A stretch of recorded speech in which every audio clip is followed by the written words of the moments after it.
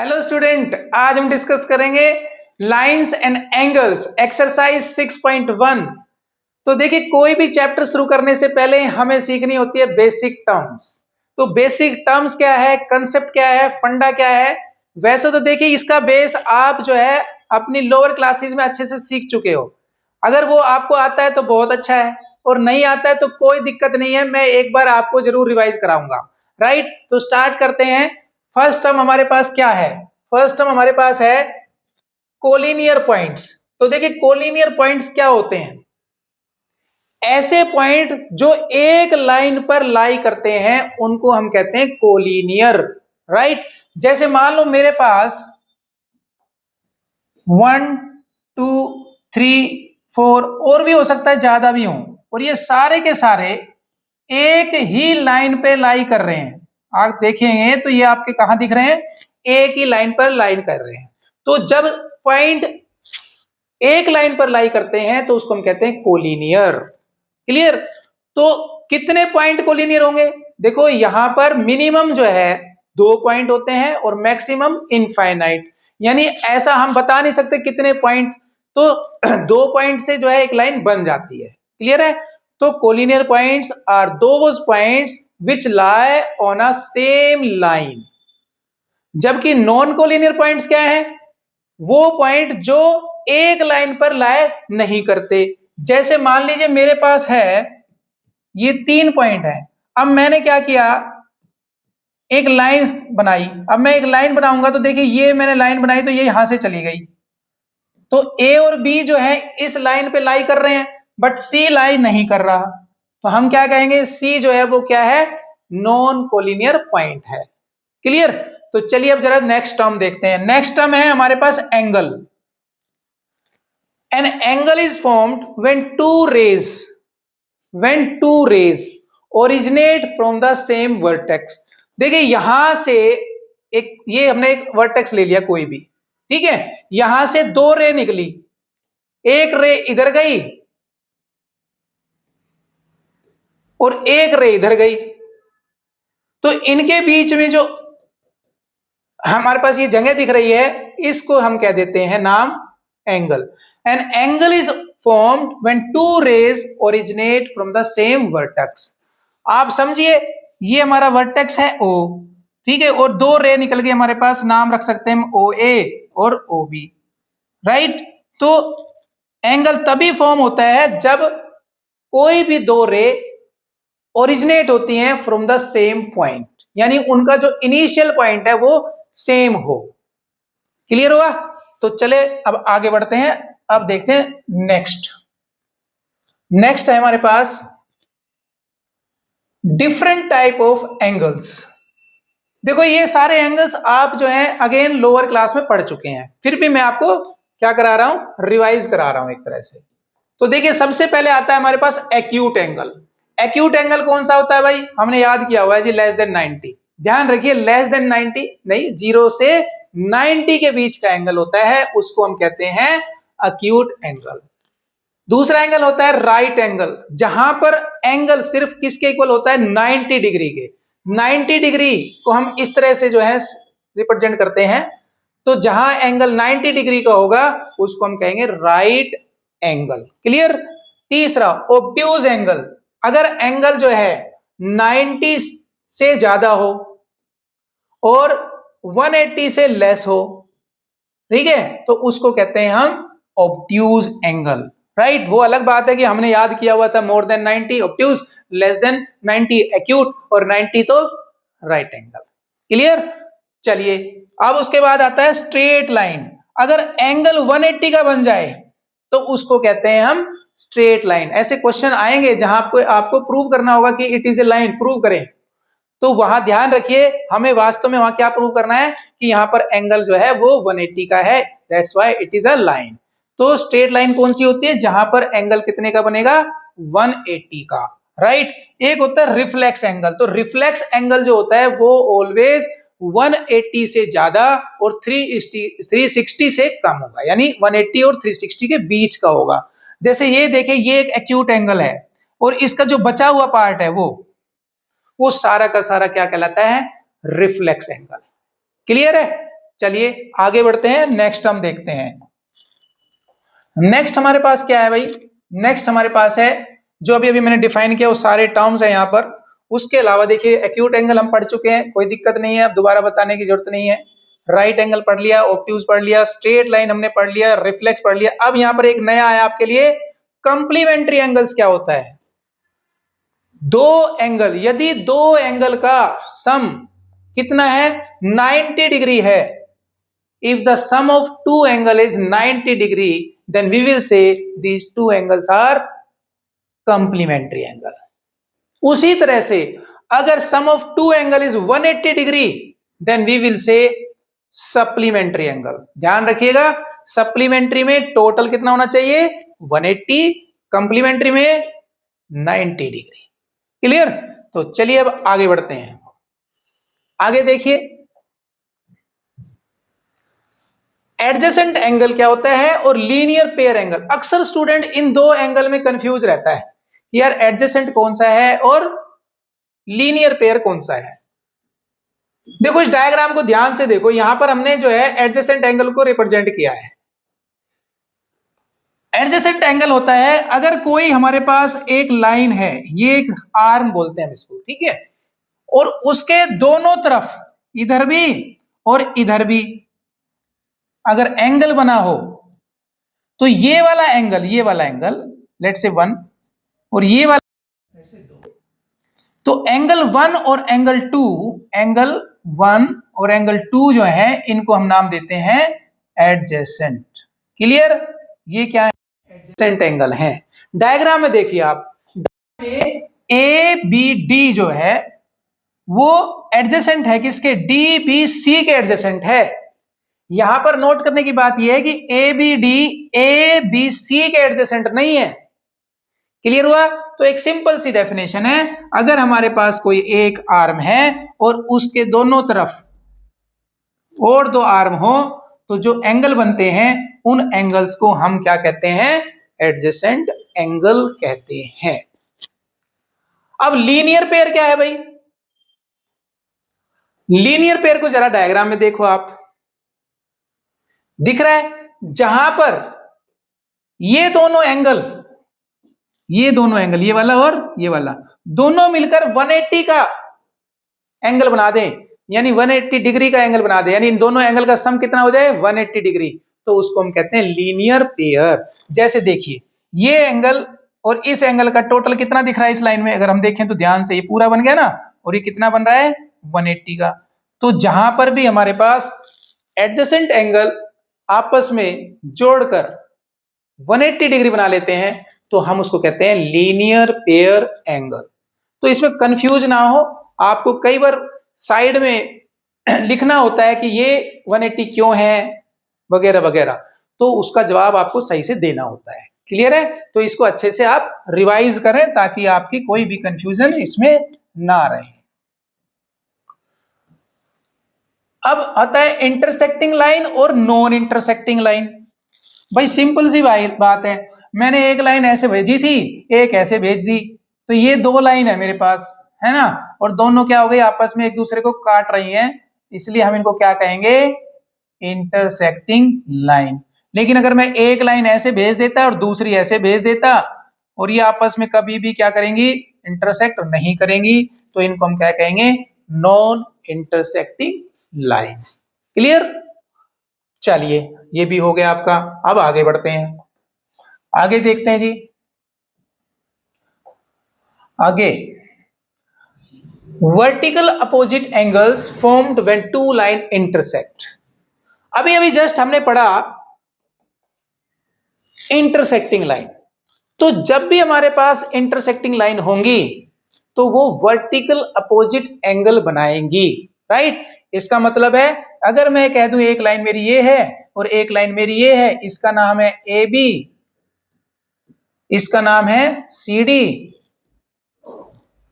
Right. तो दोनों क्या कर रही है भाई, इंटरसेक्ट कर रही है ना, तो ये बनाएंगे वर्टिकल अपोजिट एंगल।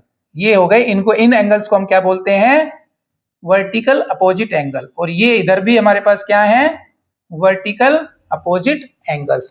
तो angle 1 and 2 are vertical opposite and angle 3 and 4 are vertical opposite, एक दूसरे के अपोजिट हैं। क्लियर? चलिए अब आगे देखते हैं।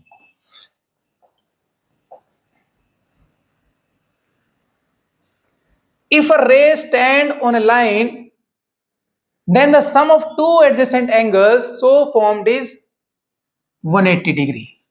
ये कह रहे हैं कि अगर हमारे पास कोई रे एक लाइन पे खड़ी हो, ये एक लाइन है हमारे पास, ठीक है भाई, ये क्या है, एक लाइन है, और इस पे मैंने एक रे खड़ी कर दी, चाहे वो ऐसे खड़ी कर दी, कैसे, ऐसे, ठीक है, या चाहे मैंने वो ऐसे खड़ी कर दी, इससे फर्क नहीं पड़ता।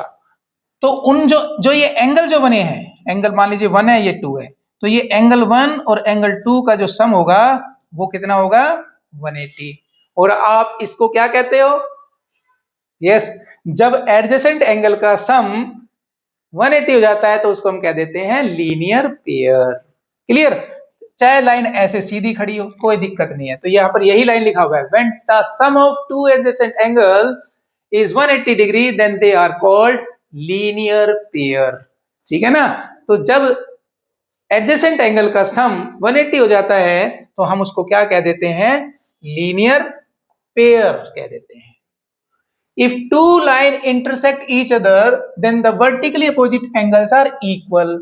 अभी हम थोड़ी देर पहले ही पढ़ के आए थे, क्या पढ़ के आए थे भाई हम थोड़ी देर पहले क्या पढ़ के आए थे, इंटरसेक्टिंग लाइन कौन सी होती है, और साथ साथ हमने पढ़े थे वर्टिकल अपोजिट एंगल्स कौन से होते हैं। तो देखो ये दो लाइन है हमारे पास जो कि क्या है, इंटरसेक्टिंग है, और ये दो लाइन जो है हमारे पास क्या है, रे जो है, अगर हम देखें इंटरसेक्टिंग है तो हम क्या नाम रख दें इनका भाई और ये जो एंगल है और ये एंगल, ये दोनों क्या है, वर्टिकली अपोजिट एंगल। तो ये अगर से एंगल 1 है और ये एंगल 2 है, आप नाम रख सकते हैं इनका ऐसे ABC, जो भी आपका मन करे, ऐसी कोई बात नहीं है। ठीक है? तो एंगल 1 जो है वो एंगल 2 के इक्वल होगा, राइट? इसी तरह से ये वाला एंगल और ये वाला भी वर्टिकल अपोजिट है। ठीक है? तो हम कहेंगे ये मान लो 3 है और ये 4 है, तो हम ये कहेंगे एंगल 3 इक्वल टू एंगल 4 होगा। तो vertically opposite angles are always equal. Clear? चलिए आगे चलते हैं।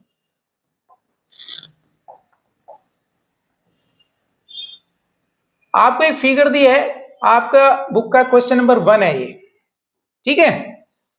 कहता है in figure line AB and CD intersect at O if angle AOC plus angle BOE is equal to 70 degree and BOD is 40 degree, BOE and reflex angle of COE आपको find करना है। तो देखिए ये क्वेश्चन जो होते हैं geometry के, आपको एक प्रॉपर तरीके से करने चाहिए जिससे कि आपको मार्क्स मिलेंगे। अगर आप प्रॉपर तरीके से क्वेश्चन नहीं करेंगे तो या तो क्वेश्चन रॉन्ग हो जाएगा, और हो जाएगा तो उसमें से आपके मार्क्स कट जाएंगे। तो बेटर है कि आप एक प्रॉपर तरीके से करें। तो सबसे पहले आपको लिखना होता है गिवन। ठीक है? अब कई लोग कहते हैं सर गिवन लिखने से क्या हो रहा है, सर क्वेश्चन में दिया है। नहीं, गिवन लिखने से दो फायदे हैं। एक, आप जब गिवन लिखते हैं तो आपको यह समझ में आ जाता है कि डायग्राम में क्या क्या गिवन है और क्या क्या हम सोल्व कर सकते हैं और कैसे सोल्व होगा, आपको आइडिया आ जाता है, राइट? दूसरी बात, कई टीचर गिवन ना लिखने के मार्क्स काट लेते हैं, वो मार्क्स आपके नहीं कटेंगे। तो सबसे पहले आप गिवन देखिए। इसमें कहता है line AB and CD are intersecting at O। AB और CD इंटरसेक्ट कर रही हैं O पर, बिल्कुल कर रही हैं जी, हमने देख लिया। Angle AOC plus angle BOE, देखो यहां पर angle AOC plus angle BOE is equal to है 70 डिग्री। ठीक है? अब क्या होता है, इतना बड़ा बड़ा पढ़ना हमारे लिए थोड़ा डिफिकल्ट होता है, तो हम क्या करते हैं, ऐसे केस में इनको नंबर डाल देते हैं। नंबर डालने से थोड़ा हमें इजी हो जाता है लिखना भी और पढ़ना भी। तो AOC कहां पर है, देखो यहां पर A ये रहा, O ये रहा, C ये रहा, इसको डाल दो नंबर 1। हम इसको क्या नाम नंबर डाल दे, 1 नंबर। ठीक है? BOE कहां पर है, BOE, ये BOE है, इसको डाल दो 2 नंबर। तो ये कहना चाह रहा है एक angle 1 plus angle 2 is equal to 70 degree. इसको हम अपने सिंपल फाइल में लिख देते हैं, यहां पर angle 1 plus angle 2 is equal to 70 degree. अगर आप गिवन में इस तरह से लिख देंगे और यहां पर डायग्राम में स्पेसिफाई कर देंगे तो आपको ना तो आपको समस्या आएगी ना टीचर को चेक करने में समस्या आएगी। क्लियर है? अच्छा, आगे क्या बोलता है, BOD इज 40 डिग्री। देखो इसमें BOD कहां पर है, ये रहा हमारा BOD। ये कितना है जी, इसको नंबर 3 रख दो, ठीक है। और कितना है, ये है 40 डिग्री। तो एंगल 3 भी आपको गिवन है कितना, 40 डिग्री। लो जी, एंगल 3 भी मिल गया। अब कहता है फाइंड BOE। अब यहां पर आपको BOE दिख रहा है क्या, देखो जरा कहां पर है BOE। ये है B और ये है O, और E कहां पर है हमारा, ये। यानी आपको ये एंगल बताना है, ये वाला एंगल 2। चलिए अब लिख लेते हैं हम टू फाइंड, क्योंकि इसमें फाइंड करना है इसलिए हम लिखेंगे टू फाइंड। टू फाइंड क्या करना है, एंगल 2 हमें फाइंड करना है। तो एंगल 2 आप फाइंड कर सकते हैं क्या, क्या है टेक्निक आपके पास जिससे आप एंगल 2 फाइंड कर लें। देखो यहां पर अगर आप देखें तो ये एक क्या बना रहा है,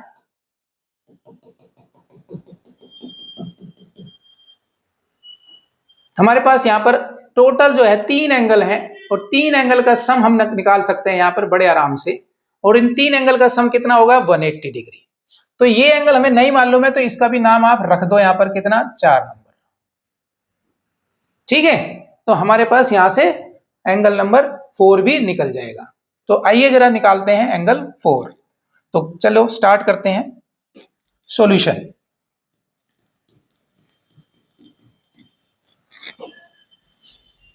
ऑन लाइन AB मेंशन कर दो, कोई प्रॉब्लम नहीं है। हमने कौन सी लाइन ली है, AB लाइन ली है। और यहां पर देखिए आप angle 1 plus angle 4 plus angle 2, angle 1 plus angle 4 plus angle 2 कितना होगा भाई, हमारा होगा 180 डिग्री। क्यों होगा जरा यहां बताइए जरूर, ठीक है, जरूर बताना आपने। ठीक है, ये लिख सकते हैं हम, या angle on a line, clear, sum of angle on a line लिख सकते हैं। ये हो गया जी हमारा। अब आगे देखते हैं जरा, एंगल 1 प्लस 4 प्लस 2 हो गया हमारा 180। बट हमें कुछ गिवन था, क्या गिवन था भाई, angle 1 plus angle 2 is equal to था 70 डिग्री। तो ये आपकी 1 नंबर इक्वेशन, नंबर डालने में कोई प्रॉब्लम नहीं है, कितने नंबर डालिए, ये 2 नंबर इक्वेशन। अब यहां पर हमें 1 और 2 की वैल्यू पता है, तो हम 1 और 2 की वैल्यू यहां रख सकते हैं डायरेक्ट। तो हम क्या करते हैं, from equation first and second, यानी 1 प्लस 2 की वैल्यू हम फर्स्ट में रख देते हैं। तो क्या आएगा जरा देखो हमारे पास क्या आ जाएगा भाई, angle 4 plus 70 is equal to 180। और यहां से एंगल 4 की वैल्यू कितनी आ गई, 180 माइनस 70 कितना आ गया, 110। ध्यान रखिए अभी हमने 4 निकाला है, क्वेश्चन में हमें एंगल 2 बताना है, क्वेश्चन में हमें एंगल 2 बताना है। तो एंगल 2 बताने के लिए हमें चाहिए थोड़ी जगह, चलो यहां पर देख लेते हैं। तो अब देखो जरा एंगल 2 इस वाली लाइन पे देखो जरा, angle 2 on this line, angle कौन सी लाइन पर, CD पे देखिए। Now on line CD, on line CD। अब CD लाइन पे आ जाओ फिर से, 4 2 और 3 दिख रहे हैं ना, तीन ये देखो 1 2 3 तीन एंगल बन रहे हैं। Angle 4 plus angle 2 plus angle 3 is equal to 180। जवाब आपको मालूम है, यहां जरूर लिखना है, राइट। तो यहां पर एंगल 4 2 और 1 सॉरी 4 2 और 3 है। अब आपको इनमें से किस किस की वैल्यू मालूम है, देखो यहां से हमने 4 की निकाली थी, 4 की वैल्यू कितनी है भाई, हमारे पास है 110। 2 की वैल्यू मालूम नहीं है, 3 की वैल्यू कितनी है क्वेश्चन में, देखो यहां डायग्राम में दिख रहा है कितना है, 40 इज इक्वल टू 180। यहां से हम 2 की वैल्यू निकाल सकते हैं, ये सब इधर ले जाओ, तो ये हो जाएगा 180 माइनस 110 माइनस 40, और इसको सोल्व करोगे तो आपके पास कितना आ गया, 30। तो एंगल 2 की वैल्यू कितनी आ गई, 30। तो हमें क्या निकालना था भाई, एंगल 2 निकालना था एक, तो क्लियर है, हमें क्या निकालना था, एंगल 2 निकालना था। तो एंगल 2 का मतलब है एंगल BOE, वो हमने फाइंड कर दिया है। तो हम यहां पर लिख करके बता भी सकते हैं एंगल BOE आ गया। साथ में आपसे पूछा था reflex of angle COE. COE का भी बताइए आप, यानी आपको कहां पर है सीओई, देखो जरा, सी, ये रहा सी, ओ और ये ई, यानी 4 नंबर जो है इसका रिफ्लेक्स बताना है। ध्यान रखिए मैंने क्या बताया था, इसका रिफ्लेक्स, यानी इसको छोड़कर जो सारा बच गया। और रिफ्लेक्स एंगल क्या होता है, 180 और 360 के बीच में होता है। क्लियर? तो रिफ्लेक्स ऑफ 4 निकालते हैं, रिफ्लेक्स ऑफ 4 निकालते हैं। तो आपने ये सब नोट कर लिया होगा। चलिए थोड़ा आगे बढ़ते हैं। रिफ्लेक्स ऑफ एंगल 4 निकालते हैं। चलो जी, तो हमारा एंगल 4 कितना है, हमारा एंगल 4 है, कितना निकाला था भाई हमने अभी, एंगल 4 निकाला था हमने 110, राइट। और हमें रिफ्लेक्स निकालना है, तो एंगल 4 का रिफ्लेक्स, एंगल 4 को लिख लो भाई, क्या था हमारा, बीओडी था। कितना था हमारा, बीओई। रिफ्लेक्स भी निकालो भाई इसका, रिफ्लेक्स निकालना है सीओई का, ठीक है। हमारा ये था सीओई, इसको जरा सही कर लो भाई, गलत मत करो। सीओई, ठीक है, वो हमारा हमें निकालना है सीओई का। सीओई एंगल कितना, एंगल 4 है और वो है 110। हमें निकालना है रिफ्लेक्स ऑफ एंगल सीओई। वो कितना हो जाएगा भाई हमारे पास, वो हो जाएगा, देखिए जरा इस कलर से बनाता हूं, ये हमारा यहां से लेकर यहां तक का हो जाएगा। यानी हम क्या कर दें, 360 में से एंगल बी सी ओ ई को माइनस कर दें, और सी ओ ई का मतलब है 360 में से एंगल 4 को माइनस कर दें। और 360 में से जब हम एंगल 4 की वैल्यू कितनी है 110, माइनस करेंगे तो कितना आएगा 250। तो देखो जरा, ये आपका आ गया आंसर। और ये किसके बीच में है, 180 और 360 के बीच में। तो रिफ्लेक्स एंगल की जो वैल्यू आती है वो ऑलवेज 180 और 360 के बीच में आती है। तो आपका एक्सरसाइज 6.1 का फर्स्ट क्वेश्चन यहां पर हो जाता है कंप्लीट। तो चलिए जरा देखते हैं नेक्स्ट क्वेश्चन।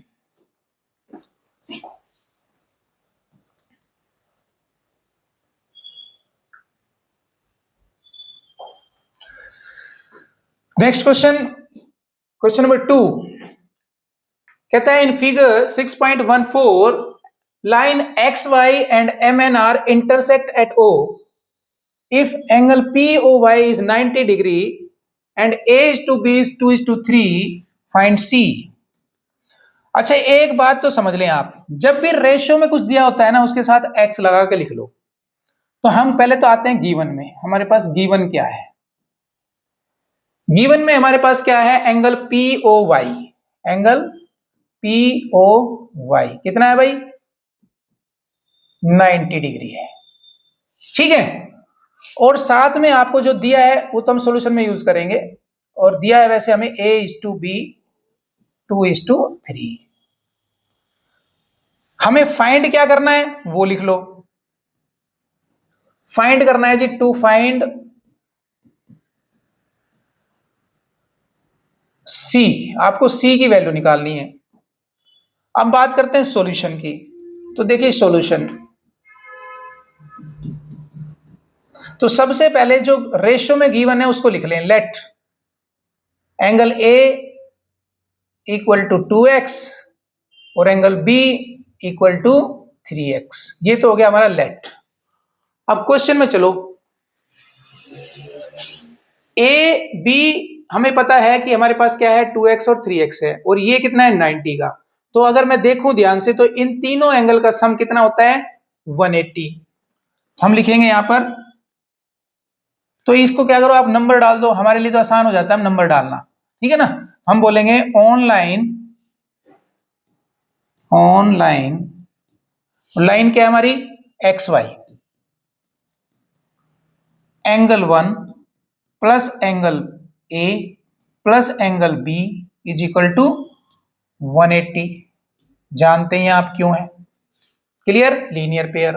अब यहां पर जिसकी वैल्यू आपको मालूम है रख दीजिए। एंगल 1 की वैल्यू कितनी है भाई हमारे पास, देखो ध्यान से, ये 90 थी तो यहां पे गिवन में भी नहीं लिखी हमने, गिवन में लिखो सबसे पहले। तो एंगल 1 इज इक्वल टू है 90, ये यहाँ पर उसने बता दिया है, ये फिगर बनाई है ना, इस तरह की शेप जो है ये बताती है कि 90 डिग्री का है। तो यहाँ पर आप लिख लीजिए एंगल 1 की वैल्यू कितनी है 90, एंगल ए की वैल्यू कितनी है 2x, बी की कितनी है 3x इज इक्वल टू 180। यहां से आप ये देखो 5x हो गया प्लस 90 हो गया इज इक्वल टू 180। तो यहां से आप 5x इज इक्वल टू कहेंगे कितना 180 माइनस 90।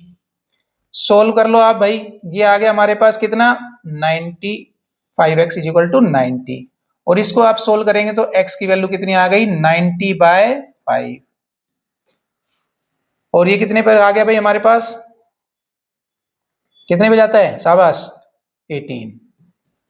तो आपके पास x की वैल्यू आ गई 18, लेकिन हमें तो c निकालना है, हमारा टारगेट तो c है ना, x थोड़ी है। लेकिन यहां से हमें पता चलेगा कि भाई a हमारा कितना था 2x था, कितना था 2x था। तो हम 2x कहें या 2 इंटू एक्स की वैल्यू रख दें 18, है ना। तो हमारे पास a कितना आ रहा है 2 इंटू 18 दैट इज 36। अच्छा b कितना आ रहा है, b को भी देखो यहां पर है b, है ना। तो b कितना है हमारा 3x,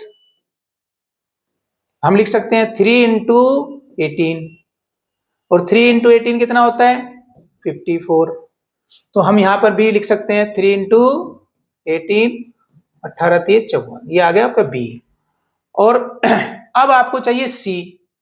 अब देखो ध्यान से लाइन c पर है c, है ना, लाइन mn पर कौन सी लाइन है, देखो ये वाली लाइन है, ये वाली इस लाइन के ऊपर है कौन c है, b भी है और c भी है।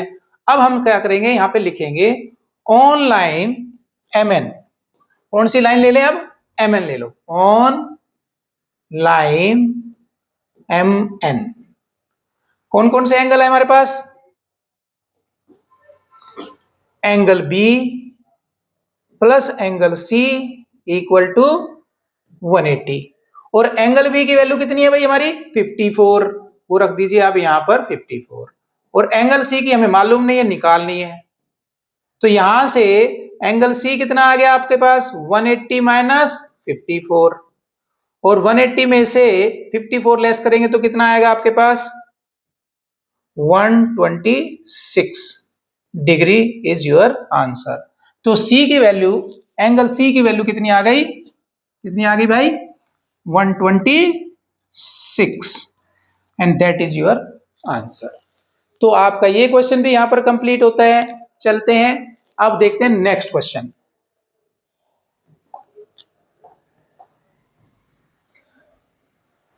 आपकी एनसीईआरटी बुक का क्वेश्चन नंबर 3 एक्सरसाइज 6.1, यहां पर आपको फिगर दी गई है 6.15 और गिवन है angle P Q R is equal to P Q R. यहां पर कहीं ना कहीं हमने मिस्टेक की हुई है,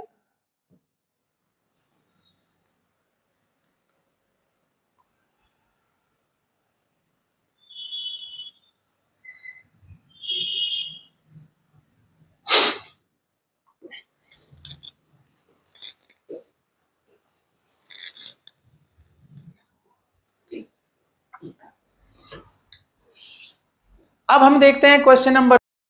तो देखिए क्वेश्चन नंबर 3 में कहता है in figure 6.15 P Q R is equal to P R Q, यानी angle P Q R equal to दिया हुआ है एंगल पी आर क्यू के, और then prove that angle P Q S equal to P R T. आपको एक figure given है यहां पर, सबसे पहले तो आपको फिगर दी गई है और फिर कहता है एंगल पी क्यू आर जो है पी आर क्यू के इक्वल है। देखो यहां पर पी क्यू आर ये है हमारे पास पी क्यू आर, तो इसका एक काम करो आप नाम रख लो, ठीक है, क्या नाम रख लेते हैं भाई 1, हम अपने आसान करने के लिए नाम रख लेते हैं और इसका रख लो 2, इधर वाले को रख लेते हैं 3 और इधर वाले को रख लेते हैं 4, राइट। तो आइए सबसे पहले हम गिवन लिखते हैं, क्वेश्चन में गिवन क्या है, गिवन है angle P Q R equal to angle P R Q, यानी अगर हम डायग्राम से देखें तो पी क्यू आर तो ये है और पी आर क्यू ये है, यानी हम कह सकते हैं angle 1 equal to angle 2 given है। अब हमें प्रूव क्या करना है वो लिख लो भाई। प्रूव क्या करना है, टू प्रूव, हमें प्रूव करना है पी क्यू एस। देखो इसमें पी क्यू एस कहां पर है, पी क्यू एस, यानी ये वाला प्रूव करना है angle 3 equal to P R T, ये वाले पी आर टी यहां पर है, यानी हमें प्रूव करना है एंगल 3 इक्वल टू एंगल 4 के। क्लियर। अब आइए करते हैं सॉल्यूशन इसका, यानी प्रूफ। राइट। तो प्रूफ में देखो सबसे पहले यहां आ जाओ जरा। अगर मैं इस पॉइंट को देखूं और यहां से एक आर्क बना दूं, यहां से मैं पूरी एक क्या बना दूं, एक ऐसे देखिए सेमी सर्कल बन रहा है ना। तो इसका मतलब क्या हुआ, एंगल 3 प्लस एंगल 1 कितना हो जाएगा, 180। क्यों हो जाएगा, जब भी हमारे पास किसी भी दो एंगल का सम 180 हो जाता है तो हम उनको क्या कह देते हैं, लीनियर पेयर। राइट। तो आप लिखिए यहां पर ऑन लाइन, कौन सी लाइन है भाई ये, S T, angle 3 plus angle 1 is equal to 180। ये होगी आपकी इक्वेशन नंबर 1। जवाब जरूर लिखें, क्योंकि ये लीनियर पेयर एंगल्स हैं। दूसरी तरफ भी ऐसे ही अगर आप लाइन को देखें यहां पर और एक सेमी सर्कल ड्रॉ कर दें, देखिए फिर से आपके पास एंगल 2 प्लस एंगल 4 कितना बन रहा है, 180। तो आप इसको भी लिख दो ऐसे ही 180। ये हो जाएगा angle 2 plus angle 4 is equal to 180। ये होगी आपकी इक्वेशन 2। कारण है लीनियर पेयर। अब देखिए इन इक्वेशन का राइट साइड देखो सेम है, 180 है 180 है। तो जब भी हमारे पास कोई भी ऐसी दो इक्वेशन हो जिसका राइट साइड या लेफ्ट साइड सेम हो तो उनको हम कंपेयर कर सकते हैं। तो हम यहां पे कह सकते हैं comparing equation first and second, comparing equation first and second. तो फर्स्ट का left side is equal to right का, सेकंड का राइट लेफ्ट साइड इक्वल हो जाएंगे। तो फर्स्ट का लेफ्ट साइड कितना है, एंगल 3 प्लस एंगल 1, और इसका लेफ्ट साइड कितना है, एंगल 2 प्लस एंगल 4। और यहां पर आप कह सकते हैं बट क्या भाई, हाँ जी बट हमें मालूम है ना, क्या मालूम है, but angle 1 equal to angle 2, कहीं ना कहीं जो गिवन है उसका यूज तो होना था, अभी तक यूज नहीं किया। तो एंगल 1 इक्वल टू दिया हुआ है, एंगल 1 इक्वल टू एंगल 2 के। तो अगर ये मेरी 3 नंबर इक्वेशन है और ये मेरी 4 नंबर इक्वेशन है, और ये आया कहां से ये भी बताना बहुत जरूरी है। तो जी कहां से आया ये आपका, ये है गिवन। अब हम क्या करें, एंगल 1 की वैल्यू एंगल 2 पुट कर दें, कौन सी इक्वेशन में, थर्ड में, यानी फ्रॉम इक्वेशन 4 टू थर्ड। तो हम कह सकते हैं put angle 1 equal to angle 2, या सीधा सीधा भी लिख सकते हैं from equation third and fourth. तो यहां लिख लेते हैं, जगह थोड़ी कम है, यहां लिख देते हैं from equation third and fourth. तो थर्ड एंड फोर्थ में देखिए 1 की जगह हम क्या रख दें, 2, यानी हम लिखेंगे angle 3 plus angle 2 equal to, यहां पे 2 की जगह 1 मत लिख देना, नहीं तो फिर कुछ नहीं होगा फायदा। राइट। तो यहां पर एंगल 2 प्लस एंगल 4। अब देखिए जरा 2 से 2 हो रहा है कैंसिल, ये इधर 2 है इधर 2 है, राइट, ये हो गया कैंसिल। तो क्या आ गया भाई, दिस इंप्लाइज, आपका आंसर क्या आ रहा है, angle 3 equal to angle 4। Hence prove, हमें यही प्रूव करना था ना, देखो लो क्या प्रूव करना था, हमें प्रूव करना था एंगल 3 इक्वल टू एंगल 4, और यही आया है। तो यहां पर आपका क्वेश्चन नंबर 3 भी कंप्लीट हो जाता है। अगली क्लास में मिलते हैं विद क्वेश्चन नंबर 4, 5 एंड 6।